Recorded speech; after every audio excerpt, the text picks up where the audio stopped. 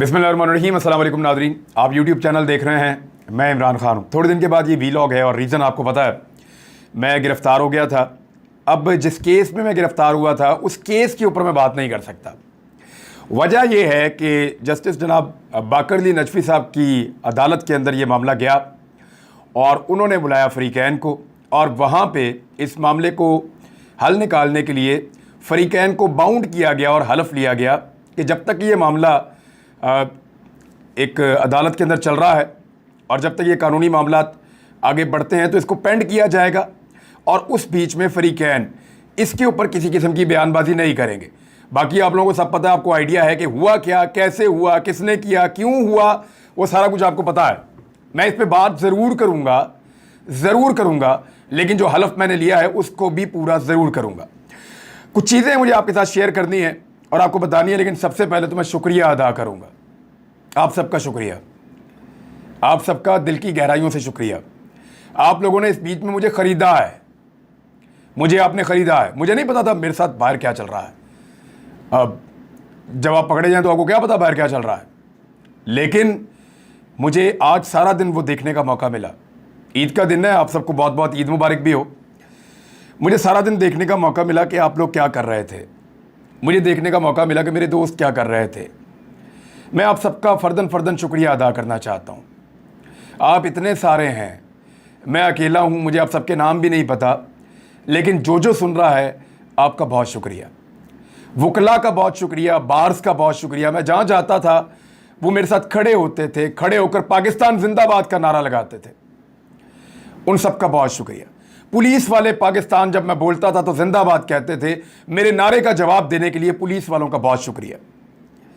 जितनी बार्स हैं वकला की, उन सब का बहुत शुक्रिया। जो सहाफ़ी खड़े रहे, डटे रहे, उन्होंने मेरा साथ दिया, मेरी हिम्मत बंधाई और इसको रिपोर्ट करते रहे, वाक़यात को बताते रहे, उन सब का बहुत शुक्रिया।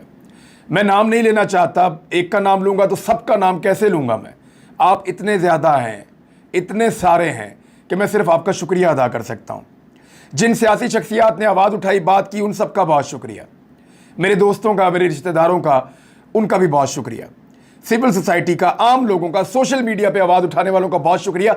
और सबसे ज़्यादा शुक्रिया उन बुज़ुर्गों का, उन माओ बहनों का और उन लोगों का जिन्होंने मेरे लिए दुआएं की हैं, जो मेरे लिए आवाज़ उठाते रहे, दुआ करते रहे और उन्होंने मेरी हिम्मत टूटने नहीं दी।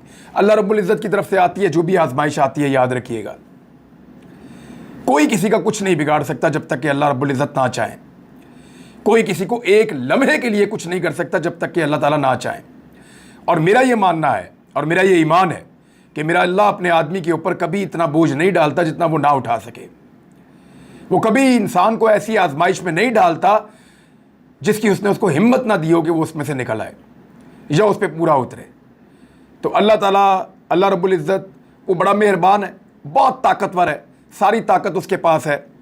एक जुमला मैं आपको सिर्फ बता दूं, क्योंकि मैं केस के ऊपर तो बिल्कुल बात नहीं करूंगा और ना मैं कर सकता हूं, क्योंकि मैं कानूनी तौर पे बाउंड हूं। और मेरे वकला ने आज भी मुझे, मियां अली अशफाक साहब का फ़ोन आया, एक तो उन्होंने मुझे बड़ी डेंजरस चीज़ बताई जो मैं आपके साथ शेयर करूंगा, और मुझे पहले बतानी चाहिए ताकि रिकॉर्ड के ऊपर रहे, जब वो कार्रवाई मेरे खिलाफ हो तो वो रिकॉर्ड के ऊपर रहे कि क्या करने जा रहे हैं और कौन लोग करने जा रहे हैं, वो मैं आपको बताऊँगा। लेकिन वो आज भी मुझे फ़ोन करते कहते रहे कि यार इन केसेस के ऊपर प्लीज़ आपने बात नहीं करनी और इस पर कोई फरीक बात नहीं करेगा। मैंने कहा जी बिल्कुल ठीक है, मैं बात नहीं करूंगा, मैं अपना वादा पूरा करूंगा, क्योंकि वादा पूरा करने के चक्कर में ही तो ये मैं वादा ही तो पूरा करता हूं। असल में मामला ये है। अच्छा, इसमें मुझे जो अली ने बताया वो ये है कि शराफत जेल में बंद है, और अली ने इसको ट्वीट भी किया है और मैंने भी इसके ऊपर कुछ इन्फॉर्मेशन पर हासिल की, लेकिन मैं वही आपको बताऊंगा जो अली ने मुझे बताया, और एग्जैक्टली वही चीज़ें। शराफत से जेल में आकर मिले हैं कुछ लोग, दो बहुत ताकतवर लोग, एक कोई बड़ा पुलिस वाला और एक कोई और शख्सियत थी। ये उसको जाकर जेल में मिले हैं और उसको संगीन नताइज की धमकियां दी हैं कि तुमने कुछ भी नहीं किया, तुम इतने दिनों से जेल में पड़े हो और बाहर नहीं निकल सकते, तो तुम सोचो कि हम तुम्हारा क्या कुछ कर सकते हैं। और उसके बाद उन्होंने उसको 3 ऑप्शंस दिए मेरे वकील के मुताबिक। पहला ऑप्शन ये दिया कि तुम ये कहो कि किसी लड़की को इमरान रियाज खान ने कत्ल किया और कत्ल करके कहीं पे दफन किया हुआ है, ज़मीन में दबाया हुआ है। हम तुम्हें जगह बताएंगे, वहां जाकर तुम निशानदेही कर दोगे और हम तुम्हें छोड़ देंगे, फिर हम जाने और इमरान रियाज खान जाने। एक ऑप्शन ये दिया गया।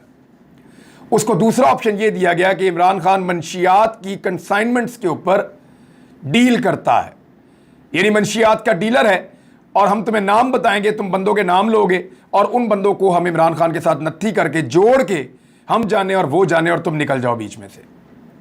और तीसरा ऑप्शन उसको ये दिया गया कि तुम ये कहो, अब ये मुबैना तौर पे ये सारी कहानी मेरे तक दो ज़राए से पहुंची है, लेकिन मैं जो बिलीव कर रहा हूँ, मियाँ अली अशफाक जो मेरे कौंसल थे, जो सारे मामला देख रहे थे कानूनी और इस केस को लड़ रहे थे, मेरा बचपन का दोस्त भी है, इसलिए मैं उस पर बहुत मेरा ट्रस्ट है। तो उसने मुझे बताया कि तीसरा ऑप्शन ये है कि इमरान खान कलअदम तंजीमों की फंडिंग करता है। इन तीनों में से कोई एक चीज़ शराफत लिख कर दे हलफनामे पे और फिर उसको छोड़ेंगे और मुझे पकड़ेंगे इसके बदले में, या इस केस में मुझे उलझाया जाएगा या फंसाया जाएगा। बाकी ये चीज़ अब हमारे तक पहुंच गई है, मेरी जिम्मेदारी थी मैं आपको बता दूं। अगर इन केसों में या इस तरह से मिलता जुलता कोई केस मुस्तकबिल में कोई बने या बनाया जाए तो आप समझ जाएं कौन कर रहा है, क्या कर रहा है, कैसे कर रहा है। वैसे इन चीज़ों से फ़र्क नहीं पड़ता। कुछ लोग ये कहते हैं कि सॉफ्टवेयर अपडेट हो जाते हैं। देखें, जिसके अंदर हुब्बुल वतनी की विंडो डाउनलोड हुई हो ना, उसको कोई सॉफ्टवेयर अपडेट नहीं कर सकता। मैं फिर आपको बता रहा हूं कि जिसकी विंडो में हुब्बुल वतनी हो ना, उसको कोई सॉफ्टवेयर अपडेट नहीं कर सकता। ये आप लोग जानते हैं, ये मेरे तमाम लोग जानते हैं, उन्हें पता है कि ऐसे नहीं हो सकता। मैं सिर्फ ये अदालती हुक्म की वजह से एक सर्टेन टाइम पीरियड तक कुछ चीजें आपको नहीं बताऊंगा, लेकिन अल्लाह रब्बुल इज्जत की ज़ात सबसे बड़ी है। जब मैं स्वात से निकल रहा था ना, तो मुझे काफ़ी आइडिया था कि मैं अरेस्ट हो सकता हूं। तो मैंने अपने जो साथी हैं, अजब खान मेरे साथ होता है, उसको और अली नवाज, मैंने इनको कहा, मैंने कहा यार आप लोग ये सामान लपेटो चलें। तो उनको आइडिया नहीं था कि अचानक हम निकल जाएंगे। मुझे बुखार भी था 2 दिन से, तो थोड़ा मैं बेहतर हुआ, तो मैंने नाश्ता किया। मैंने कहा सामान लपेटो चलें। मैंने कहा साहब किधर जाना है? तो मैंने कहा चलो दुनिया को दिखाते हैं कि सबसे बड़ा और ताकतवर अल्लाह है। ये जुमला बोलकर मैं हल्फन आपको कह रहा हूं, ये जुमला बोलकर मैं स्वात से निकला था कि चलो दुनिया को दिखाते हैं कि सबसे ताकतवर और बड़ा अल्लाह है, और वही है। और मैंने इन दिनों में दोबारा इस चीज़ का एक्सपीरियंस किया।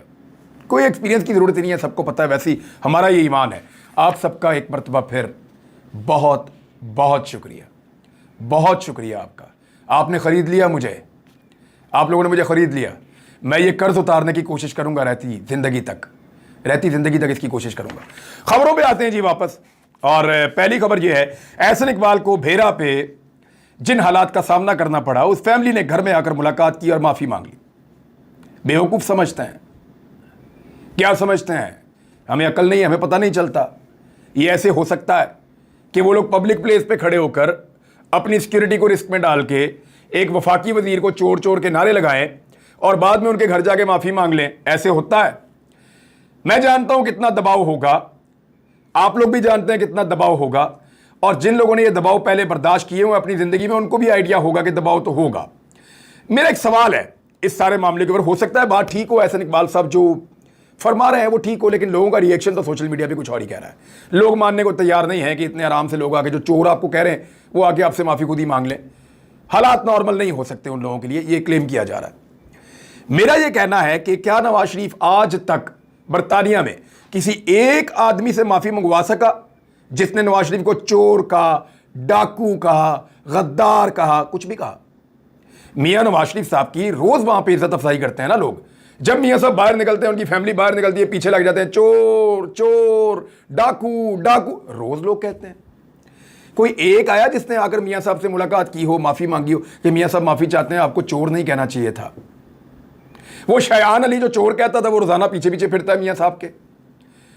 हर एतवार को, हर हफ्ते को वो पिज़्ज़ा और बर्गर लेके और बोतल पकड़ के जाके मियाँ साहब के घर के बाहर खड़े होकर नारे लगाते हैं। तो वहाँ तो किसी ने माफ़ी नहीं मांगी, और वहाँ पे तो आप माफ़ी का मुतालबा भी नहीं करते। आप लोगों के चादर और चार दीवारी का तकद्दुस पामाल करते हैं, लोगों के घरों के अंदर घुस जाएं तो ठीक है, आप माफ़ी नहीं मांगेंगे। यानी लोगों की निजी ज़िंदगी के ऊपर आप हमला कर दें, आप मुखालिफ सियासतदानों पर आवाज़ें कसें, आप यानी उनको मुखालिफ सियासतदान को एक आवाज कोई कस देना तो आप लोग कहते हैं कमाल हो गया, ये पब्लिक रिएक्शन है। पब्लिक रिएक्शन है, कमाल हो गया। अपने हलकों में कैसे जाओगे? लोग अंडे और टमाटर मारेंगे इमरान खान को, ये आपकी ख्वाहिश थी, ये आपकी लीडरशिप कहती रही एहसन इकबाल साहब कि इमरान खान को अंडे और टमाटर मारे जाएंगे, आपकी लीडरशिप कहती रही है। लेकिन इमरान खान जहां जाते हैं पब्लिक में लोग खुश होते हैं, आप जाते हैं लोग चोर चोर कहते हैं। वजह क्या है? लंदन में आप क्यों नहीं लोगों से कहते माफी मांगो आके? वहां कोई नहीं आके माफी क्यों नहीं मांगता? क्योंकि वहां पे उनके ऊपर वो प्रेशर और दबाव नहीं होता। आप लोगों का जीना हराम कर देते हैं पाकिस्तान के अंदर। अगर कोई आदमी अपनी दिल की आवाज बाहर निकालना चाहे तो इसी को कहते हैं फाशिस्ट रजीम, और ये है फाशिस्ट रजीम। इंपोर्टेड हुकूमत को बचाने के लिए, अपने आप को कायम रखने के लिए कुछ चीजें जो हैं वो बहुत इंपॉर्टेंट हैं। वहां तो लंदन में तो नमाज नहीं पढ़ सकते पब्लिक के अंदर जाके, ये तो सूरत हाल है वहां पे। अभी आप लोगों की पूरी काबीना गई थी, पब्लिक में निकल नहीं सके। पूरे यूरोप के अंदर आपके लोग नहीं निकल के पाकिस्तानियों को वहां फेस कर सकते, ना आप लोग फिर सकते हैं, ना मिल सकते हैं लोगों को। लोग वहां पे आपको गालियां देते हैं पाकिस्तानी, क्योंकि उनको पता है कि वहां की हुकूमतें चोर कहने पे, डाकू कहने पे, किसी के ऊपर मुंह से बात करने के ऊपर ये जमहूरी हक समझती हैं और इसके ऊपर किसी किस्म का पर्चा FIR ये चीजें नहीं करवाते। इंपोर्टेड सरकार की ज़िमनी इंतखाबात में हालत बहुत पतली हो गई है। वो ऐसे कि इमरान खान साहब के जलसे आपने देख लिए हैं, मैंने तो आज फुटेज निकाल के देखी है। लोग कीचड़ के अंदर खड़े हुए हैं, बारिश के अंदर खड़े हुए हैं, जलसे कर रहे हैं, और बहुत बड़े बड़े जलसे कर रहे हैं। उधर मरियम नवाज ने पूरा जोर लगा लिया, लोग निकलने को तैयार ही नहीं। जिन लोगों को जमा करके पूरे सरकारी वसाइल लगा के जलसों में लाया जाता है, वो भी कोई इधर फिर रहा है, कोई उधर फिर रहा है, कोई अपना खा रहा है, कोई पी रहा है, कोई आपस में बातें कर रहा है। लोगों ने अपनी अपनी पंचायत लगाई हुई है जलसे के अंदर। यानी यहां से पता चलता है कि लोग वोट डालने के लिए PMLN को तैयार नहीं है। अब उसका बंदोबस्त क्या किया जा रहा है? पाकिस्तान तहरीक इंसाफ ने बार बार इल्जाम लगाए हैं। बाबर ऐवान ने बाकायदा ये बताया कि हमने इन सबूतों को इकट्ठा किया और उनको देखा, और उसके ऊपर उन्होंने ट्वीट्स भी किए हैं। और यास्मीन राशिद पहले भी कर चुकी हैं कि 15-15, 20-20 हज़ार वोट जो हैं वो दूसरे हलकों से लाकर इन 20 हलकों के अंदर ठूसे जा रहे हैं, ताकि जो लोटे हैं, जो इलेक्शन लड़ रहे हैं, ये वोट उनको डलवाकर जितवाया जा सके 2 नंबर तरीके से। तो अब ये 2 नंबर तरीके से इलेक्शन अगर जीता गया तो जीता गया। इलेक्शन कमीशन ऑफ पाकिस्तान हो जाए, या बहुत ताकतवर शख्सियात हो जाए, या ब्यूरोक्रेसी हो जाए, सारा का सारा निजाम ऐसा लगता है कि हमजा शहबाज को इलेक्शन जितवाने के चक्कर में है। और ये दिखाई दे रहा है। मैं बतौर रिपोर्टर आपको मैं भी कह रहा हूं, बेशुमार रिपोर्टर और भी कह रहे हैं, बहुत सारे सहाफी बार बार कह रहे हैं कि यहां पे हमजा शहबाज की हुकूमत को बचाने के लिए, ताकि इंपोर्टेड सरकार जो वफाक में बनी हुई है वो बनी रहे, वो कायम रहे। और ये जो चूं-चूं का मुरब्बा पाकिस्तान में इस वक्त हुकूमत कर रहा है, इतनी सारी जमातों का, को 15-16 जमातें इकट्ठी हो गई हैं, और वो पाकिस्तान की अवाम को रोजाना की बुनियाद पर पीस रहे हैं महंगाई के जरिए से। उनकी हुकूमत कायम रह सके, क्योंकि अगर पंजाब गया तो सब गया। पंजाब के अंदर पूरे के पूरे वसाइल और ताकत इस्तेमाल की जा रही है। मेरी इतला के मुताबिक पेट्रोल की कीमत कुछ कम करेंगे अब ये, और वो कम इसलिए करेंगे ताकि ये हुकूमत बचाई जा सके, और ये हुकूमत बचाने के लिए वो पेट्रोल की कीमत कुछ कम करेंगे ताकि इलेक्शन से पहले लोगों को एक अच्छा जेस्टर दें। बहरहाल 100 रुपया तो इन्होंने पेट्रोल बढ़ा दिया, और इससे ज़्यादा इन्होंने बढ़ा दिया है डीजल। मरियम नवाज ने कहा कि आलमी मार्केट में $1 भी अगर पेट्रोल सस्ता हुआ ना, $1 भी, तो शहबाज शरीफ रिलीफ देंगे। लगभग $25 के करीब सस्ता हो चुका है। $100 से कम भी प्राइस आई है कुछ बीच में, $100 से कम भी प्राइस आई है बीच में। इन्होंने तो $1 नहीं बढ़ाया, $100 बल्कि बढ़ा दिया।